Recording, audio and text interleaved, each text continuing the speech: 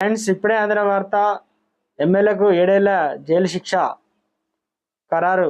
తీవ్ర టెన్షన్లో రాష్ట్ర సీఎం అంటూ వార్తలు అయితే వినిపిస్తున్నాయి. దీనికి సంబంధించి వివరాలు చెప్పడానికి వీడియో చేయడం జరుగుతుంది. చాలా మంది వీడియో వస్తున్నారు కానీ సబ్స్క్రైబ్ మర్చిపోతున్నారండి. దయచేసి ఛానల్ సబ్స్క్రైబ్ చేసుకొని బెల్ ఐకాన్ ఆల్ పై ట్యాప్ చేయండి. ఇటువంటి ఇంపార్టెంట్ ఇన్ఫర్మేషన్ మిస్ అవ్వకుండా మీ ఫోన్ నోటిఫికేషన్ రూపంలో వస్తుంది.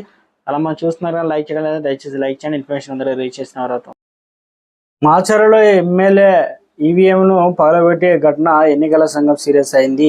ఈ మేరకు సీఈఓ నోటీసులు అయితే పంపించింది.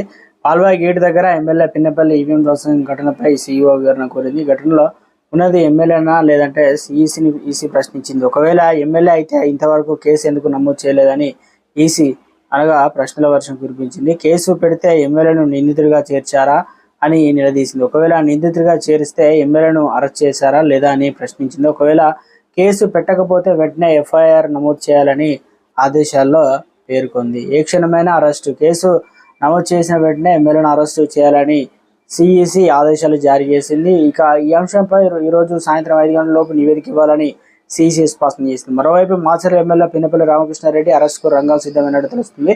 పిన్నపల్లిని అరెస్టు చేసేందుకు ఏపీ నుంచి హైదరాబాద్కు ఇప్పటికే పోలీసులు చేరుకున్నట్టు తెలుస్తుంది. మాచర్ల ఈవీఎం ధ్వంసం కేసులో వైసీపీ ఎమ్మెల్యే పిన్నపల్లి రామకృష్ణారెడ్డి ఏవన్గా చేర్చినట్లు సీఈఓ ముఖేష్ కుమార్ అయితే తెలిపారు. మొత్తం 10 సెక్షన్ల కింద మెమోలు ఫైల్ చేశామన్నారు. 7 ఏళ్ల వరకు శిక్షలు పడే అవకాశం ఉందన్నారు. ఈవీఎం ధ్వంసం చేసిన ఘటన సిగ్గుమాల చర్యగాని ఈసీ పేర్కొంది. ఇలాంటి ఘటన తక్షణమే చర్యలు తీసుకోవాలని ఆదేశించారు.